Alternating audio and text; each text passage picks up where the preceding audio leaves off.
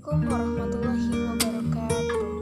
Perkenalkan, nama saya Hesti Helina, kelas 12 IPS 1. Di dalam video ini saya akan menjelaskan materi tentang kromosom, gen, DNA, dan RNA.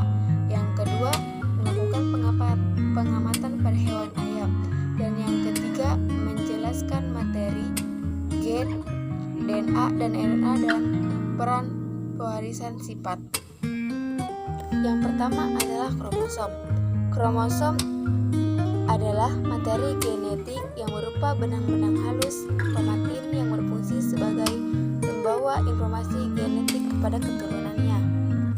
Kromosom memiliki beberapa fungsi, yaitu yang pertama, fungsi utamanya adalah untuk menyimpan materi genetik. Yang kedua, menentukan jenis kelamin. Terdapat dua jenis kromosom, yaitu X dan Y.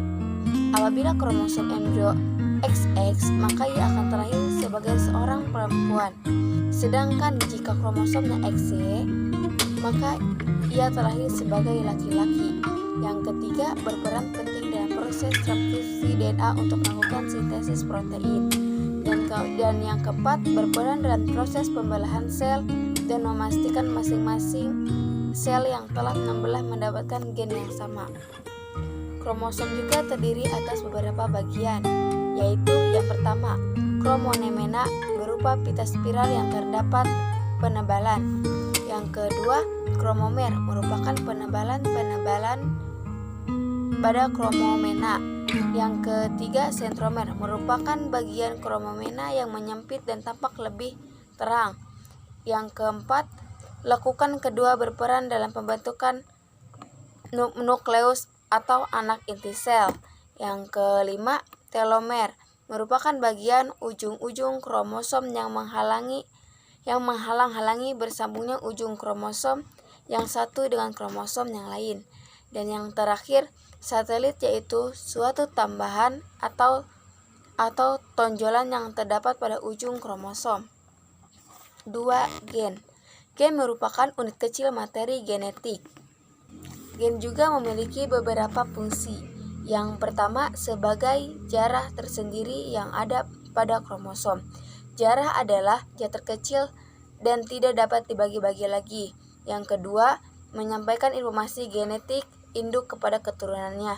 Dan yang terakhir, mengatur proses metabolisme dan perkembangan. Yang ketiga, DNA. DNA adalah pembawa sebagian besar atau seluruh sifat-sifat genetik di dalam kromosom. Susunan kimia DNA adalah sebuah makromolekul yang kompleks.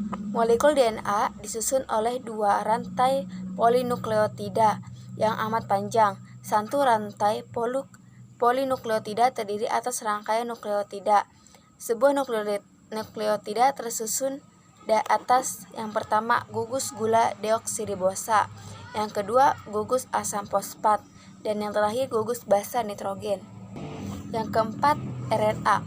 RNA merupakan suatu benang tunggal yang tersusun molekul gula ribosa, gugus fosfat, dan asam nitrogen. Pada RNA tidak terdapat basa nitrogen timin. Basa nitrogen timin ini pada RNA digantikan oleh basa nitrogen urasil. RNA dibedakan menjadi 3 macam, yaitu yang pertama, RNA duta. RNA duta adalah RNA yang menjadi model cetakan dalam proses penyusunan asam amino pada rantai polipeptida atau sintesis protein.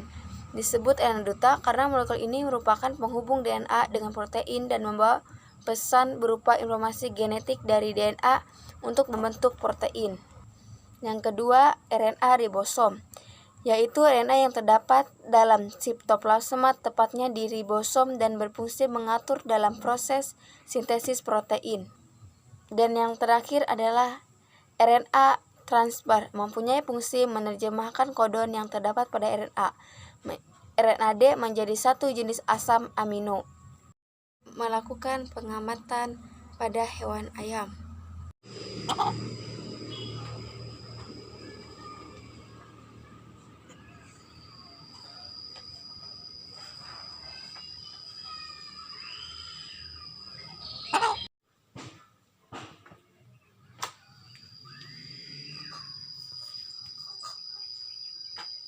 Sebelah kanan ini bulunya berwarna putih, bentuk jenggernya kecil dan beringgi, warna matanya hitam. Sedangkan ayam yang sebelah kiri berwarna putih kuning, bercorak hitam, bentuk jenggernya besar dan beringgi, warna matanya hitam keabu-abuan. Kenapa 4 aspek ini berbeda? Karena setiap makhluk hidup memiliki gen masing-masing yang diturunkan oleh induknya kepada keturunannya. Nah, kedua hewan ini berbeda induk, jadi berbeda juga bentuk fisiknya. Jelaskan peran gen, DNA, dan RNA dalam pewarisan sifat. Yang pertama adalah gen. Gen berfungsi sebagai penentu sifat-sifat suatu makhluk hidup. Kromosom dan gen inilah yang mengendalikan pewarisan sifat pada makhluk hidup. Yang kedua, DNA. DNA merupakan molekul pewarisan sifat. DNA juga termasuk ke dalam molekul dasar yang menentukan semua karakteristik setiap organisme. Yang ketiga, RNA. RNA biasanya ditemukan dalam nukleus dan sitoplasma. Pada RNA, ribosa berperan sebagai gula pentosa, sementara urasi sebagai pengganti timin. Kesamaan dan perbedaan DNA dan RNA. Sebagai molekul yang berperan penting dalam pewarisan sifat, DNA dan RNA tentu memiliki beberapa karakteristik yang serupa. Keduanya termasuk ke dalam polimer asam nukleat. Selain itu, baik DNA dan RNA merupakan rantai polimer dengan residu bergantian, gula, pentosa, dan asap fosfat dengan basa nitrogen yang mengarah ke sisi dalam.